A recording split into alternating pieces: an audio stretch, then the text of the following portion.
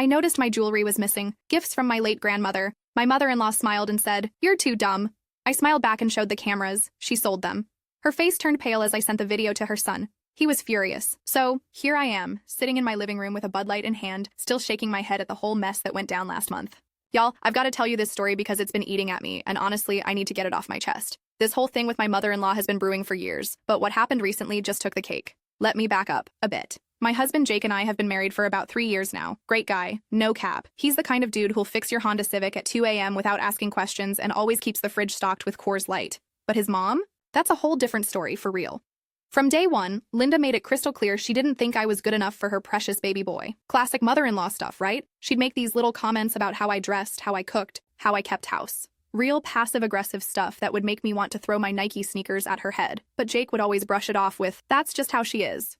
The thing is, Linda's not stupid. She's calculated. Every dig, every comment, every eye roll was perfectly timed for when Jake wasn't looking. She'd smile sweet as pie when he was around, then turn into this cold, judgmental woman the second he stepped out. But the jewelry thing? That crossed a line I didn't even know existed. My grandmother passed away when I was 16. Real talk, she was basically my second mom. Raised me half the time when my parents were working double shifts at the Toyota plant. Before she died, she gave me her jewelry collection. Nothing fancy, mind you, but pieces that meant everything to me. A simple gold necklace she wore every day, some pearl earrings from her wedding, a bracelet with little charms she'd collected over the years. Standard grandma stuff, but priceless to me. I kept them in this little jewelry box on my dresser. Nothing too secure because honestly, who would mess with someone's grandmother's jewelry? That's like stealing someone's wedding photos or their kid's first drawing. Just low down wrong. So about 2 months ago, I'm getting ready for work. I'm a receptionist at this dental office downtown, and I go to grab my grandmother's necklace. It's something I wear when I need a little extra strength, you know? But it's not there. I'm thinking maybe I left it in the bathroom or something so I don't panic right away. But then I notice the pearl earrings are gone too. And the bracelet. My heart just drops into my stomach like a rock. I tear the whole bedroom apart. Check every drawer, every surface, even looked under the bed like maybe they fell. Nothing. Jake's at work, so I call him up, voice all shaky, asking if he moved them for some reason. He's confused as heck, tells me he hasn't touched them, asks if I want him to come home. That's when Linda walks into our bedroom. Update. Hey everyone, thanks for all the support so far. This gets way crazier, and I'm still processing everything. That happened. The security footage revealed something I never expected. Should I have confronted her differently? Now, I should mention that Linda had been staying with us for about a week at this point. Her apartment was getting some work done, new flooring or something, and Jake offered up our guest room without asking me first. Another story for another day, but whatever. She sees me all frantic, tearing through my stuff, and asks what's wrong. I explain about the missing jewelry, how important it was, how I can't figure out where it could have gone. She listens, nodding along like she's really concerned. Then she says, "Well, honey, you've always been a bit scattered. Maybe you misplaced them?" Scattered. Like I'm some airhead who can't keep track of my most precious possessions. I tell her, no way, that I'm very careful with my grandmother's things, that they were definitely on my dresser yesterday. She just shrugs and says, "Well, I'm sure they'll turn up. Things usually do." Something about the way she said it bugged me. Too casual, too dismissive. But I'm thinking maybe I'm being paranoid because I already don't like her much. Over the next few days, I'm going crazy looking for these pieces. I check everywhere. The laundry room thinking maybe they got mixed up with clothes, the kitchen in case I took them off while cooking, even Jake's truck thinking maybe I left them there. Nothing. Jake's trying to be supportive, but I can tell he thinks I'm overreacting. He keeps saying they'll show up, that maybe I put them somewhere safe and forgot. But I know my own routine, you know? I'm not the type to just lose important stuff. Linda, meanwhile, is being extra sweet, bringing me coffee in the morning, offering to help look, making comments about how these old houses just seem to swallow things up sometimes. Real sympathetic act. Then, about a week later, I'm at Target picking up some groceries when I see something that makes my blood run cold. There's this little jewelry stand near the checkout, you know, the kind that has random costume jewelry and stuff. And sitting right there, clear as day, is my grandmother's necklace. I'm standing there in the middle of Target, staring at this thing like I'm seeing a ghost. The checkout lady asks if I'm okay, and I mumble something about needing to make a call. I buy the necklace back, my own grandmother's necklace, for $15. The whole drive home, I'm shaking. How did it get there? Who would sell my grandmother's jewelry to Target? When I get home, Linda's in the kitchen making herself a sandwich. I walk right up to her, holding the necklace. "Funny thing," I say, trying to keep my voice steady. "I found this at Target today." She looks at it, then at me, and I swear I see something flicker in her eyes. But she just says, "Oh, wow, that looks just like your grandmother's necklace. What a coincidence. Coincidence." Right. That night, after Jake falls asleep, I'm lying there thinking. The more I replay everything, the more certain I become.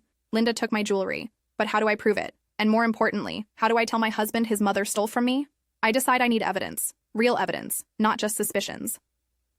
The next morning, while Linda's out running errands, I set up my old iPhone in the bedroom. It's not much, but it has a decent camera, and I figure if she's been going through my stuff, maybe I can catch her in the act. I also start checking online, eBay, Facebook Marketplace, local pawn shops websites. If she sold one piece, maybe she's planning to sell the rest. Bingo. 2 days later, I find the pearl earrings listed on this local Facebook selling group. The photo quality is terrible, but I'd know those earrings anywhere. They were my grandmother's. Wedding earrings had this tiny little chip on one of them from when she dropped it years ago. Same chip, same earrings. The seller's profile is fake, just created a few days ago. No real photos. But the pickup location? It's the Starbucks 2 blocks from our house. The same Starbucks where Linda goes every morning for her venti pike place. With oat milk. Now I'm seeing red. This woman, who I've been polite to for 3 years despite her constant attitude, has been systematically stealing and selling my most precious possessions. And doing it while staying in my house, eating my food, pretending to help me look for them. Update. The evidence was piling up, but I knew I needed something bulletproof before confronting anyone. What I discovered next made me realize this went way deeper than I thought. How would you handle finding out a family member was systematically stealing from you? I messaged the Facebook seller, pretending I'm interested in buying the earrings. Ask if they have any other jewelry for sale, maybe. Some vintage pieces? The response comes back pretty quick. Yeah, they've got a few more items, including a charm bracelet that sounds exactly like my grandmother's. We arranged to meet at the Starbucks. I get there early and park across the street where I can see everything. At exactly the time we agreed on, Linda walks out of the coffee shop and stands right where the seller said they'd be waiting. My hands are literally shaking as I take photos. Linda, clear as day, selling my grandmother's jewelry to some stranger who just wants vintage pieces for cheap. But I don't confront her yet. I'm learning to think like she does. Calculating. Patient. If I blow up now, she'll deny everything. Jake might not believe me, and I'll look like the crazy jealous daughter-in-law. Instead, I go home and check my phone I left recording. Nothing from today, but when I scroll back through the footage from the past week, I hit jackpot. There's Linda, 2 days ago, going through my dresser drawers. She's being careful, but not careful enough. The camera catches her opening my jewelry box, looking through the remaining pieces, taking what looks like a small ring I hadn't even noticed was missing yet. She's in my bedroom, going through my private things, stealing from me while I'm at work, and her son is at the construction site. I've got her dead to rights, and she has no idea. That night at dinner, Jake's talking about some project at work, and Linda's doing her usual sweet grandmother act, asking about his day, offering to do his laundry, playing the perfect mother. I sit there, watching her, knowing what I know, and I feel this weird calm come over me. She thinks she's so smart, thinks I'm too scattered and dumb to figure out what's happening in my own house. The next morning, Jake leaves for work early, some emergency at the job site. Linda's in the kitchen and I decide it's time. Linda, I say, walking in with my coffee. We need to talk. She looks up from her crossword puzzle, all innocent. Sure, honey, what's on your mind? My grandmother's jewelry, I say, sitting down across from her. I know you took it. For just a second, her mask slips. I see the calculation in her eyes, the quick mental math of how to play this. Then the innocent act comes back. Honey, I don't know what you're talking about. Are you feeling okay? I found the necklace at Target, I continue. Bought it back for $15. The earrings are on Facebook Marketplace, and I've got photos of you selling them. She laughs. Actually laughs, like I just told her the funniest joke in the world. You think I stole your jewelry? She says, still chuckling. Sweetie, you're too dumb to figure out where you put your car keys half the time. You probably sold them yourself and forgot. Too dumb. There it is. The real Linda, finally showing her face. I smile back at her. Real calm, real sweet. You know what's funny about that? I say, pulling out my phone. I set up a camera in the bedroom, got some real interesting footage. I show her the video. Her face goes from smug to confused to absolutely pale as she watches herself going through my dresser, taking my things, violating my privacy and my trust. That's, she starts, but I'm not done. And here's you at Starbucks yesterday, selling my grandmother's earrings to some stranger for $40. I show her the photos I took from across the street. Real clear shots. You can even see the Starbucks logo in the background. Linda's not laughing anymore. She's staring at the phone like it's a snake about to bite her. Now, I continue, still smiling, here's what's going to happen. You're going to get me back every single piece you sold, or I'm sending all of this to Jake, and probably posting it in that Facebook group where you've been selling my stuff, so everyone knows what kind of person you really are. She tries to recover, tries to spin it. Jake will never believe you over his own mother. You're just a jealous little girl who can't handle sharing her husband. Maybe, I say. Let's find out. I hit send on a text I'd already typed up to Jake, attaching the video and photos. Babe, come home when you can. We need to talk about your mom. I've got something to show you. Linda's phone buzzes almost immediately. Jake's calling her. She stares at the phone, then at me, and I swear I can see her whole world crumbling in real time. The sweet mother act, the victim routine, the way she's been manipulating both of us for years, it's all falling apart. You don't understand, she says, and now she's not acting anymore. She's desperate. I needed the money, my retirement account. There were some problems, so you stole from your son's wife instead of asking for help? You don't deserve those things anyway, she snaps, and there's the real Linda again. Some little nobody who trapped my son into marriage. Those jewels should go to someone who matters. Jake's truck pulls into the driveway. I can hear his boots on the front steps, hear him calling my name. Update. Jake walked in just as his mother revealed her true feelings about me and our marriage. What happened next changed everything in our family. Some bridges, once burned, can never be rebuilt. Was I right to expose her, or should I have handled this privately? In here, I call back, not taking my eyes off Linda. Jake comes into the kitchen, and I can tell from his face that he's already watched the video. He looks confused, hurt, angry, like someone just told him Santa Claus was actually his neighbor Bob in a red suit. "Mom," he says, and his voice cracks a little. "What is this?" Linda tries one more time to play the victim. Tears start flowing and she reaches for him. "Jake, honey, she's trying to turn you against me. She set me up. I watched the video. Mom." His voice is flat, emotionless. "I saw you going through our dresser. I saw the photos of you selling her grandmother's jewelry. You don't understand the whole situation. Then explain it." He sits down heavy in the chair like all the air's been knocked out of him. "Explain to me why you stole from my wife." And Linda, who's been playing games and manipulation for years, finally cracks. All the sweet grandmother act disappears and what comes out is pure poison. "Because she doesn't deserve you," she screams. "She's nothing, some trailer trash girl who got lucky. Those jewels belong in a real family, with people who matter, not with some nobody who can't even dress properly or cook a decent meal." The silence that follows is deafening. Jake stares at his mother like he's never seen her before. "Get out," he says quietly. "Jake, honey, get out of my house." His voice is getting louder.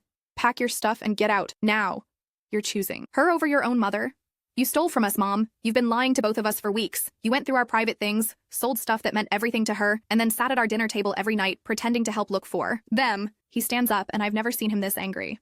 "You're not the person I thought you were." Linda looks around the kitchen like she's drowning, trying to find something to grab onto. But there's nothing left. Her lies, her manipulation, her fake sweetness. It's all been exposed. "Fine," she says, and now she's not even trying to hide her hatred. "But don't come crying to me when you realize what you married. She'll never be good enough for you, Jake. Never." "Maybe not," Jake says, putting his arm around me. "But at least she's honest. At least she's not a thief." Linda stomps upstairs to pack, slamming doors and muttering under her breath. "Jake," and I sit in the kitchen, not saying much. He keeps shaking his head like he can't believe what just happened. "I'm sorry," he finally says. "I should have seen it sooner, should have stood up for you better. You couldn't have known. She's been playing this game for a long time. The jewelry, we'll get it all back. I'll make sure of it." And he did. Linda had already spent the money from selling my necklace, but Jake made her give him cash to cover it. We got the earrings back from the Facebook buyer, and she had to return the bracelet and ring she hadn't sold yet. But more than that, Jake finally saw his mother for who she really was. Not the sweet, concerned woman who just wanted the best for her son, but someone who was willing to steal from and manipulate the people closest to her. Linda moved in with Jake's sister across town. We heard through family that she told everyone I was crazy, that I made the whole thing up, that Jake was being controlled by his evil wife. But Jake's sister had her own stories about things going missing when their mom visited, so not everyone bought the victim act. Jake and I are doing great, better than ever, actually. Turns out when you remove someone toxic from your life, even family, everything else gets easier. We redid our guest room, got better locks for our bedroom, and Jake's been extra careful about boundaries with his family. The jewelry sits in a proper jewelry box now, in our bedroom safe. Every time I wear my grandmother's necklace, I think about her strength, her wisdom, and how she would have handled Linda. Probably with more grace than I did, but definitely with the same result. Sometimes Jake still feels guilty about cutting his mom off so completely. She's tried calling, sending letters, showing up at his work. But every time he starts to waver, I remind him of that look in her eyes when she called me trailer trash, when she said I didn't deserve those jewels or him. Some people think family should forgive anything. But I learned something important through all this. Respect isn't automatic, even between family. And someone who would steal your most precious possessions while looking you in the eye and pretending to help search for them, that's not someone who deserves access to your life, blood relation or not. These days, when I wear my grandmother's jewelry, it means even more than it did before. Not just because it connects me to her memory, but because I fought for it. I stood up for myself, found the truth, and didn't let someone else's lies and manipulation win. And Linda? Last I heard, she's still playing the victim, still trying to convince people that her son chose a wife over his own mother. But Jake's cousins have been sharing their own stories about visits with Grandma Linda, about little things that went missing, about cash that disappeared from purses. Turns out I wasn't her first victim, just the first one smart enough to set up a camera. Y'all, sometimes the trash takes itself out. You just have to be patient enough to give it time to reveal itself. And sometimes when people show you who they really are, the best thing you can do is believe them the first time. Jake and I are planning to start our own family soon, and when we do, our kids will know their grandmother's story. Not Linda's version, where she's a victim of circumstance, but the real version. About a woman who loved her family enough to leave them something precious, and about how sometimes the most important battles are the ones you fight to protect the memory of people who can't protect themselves anymore.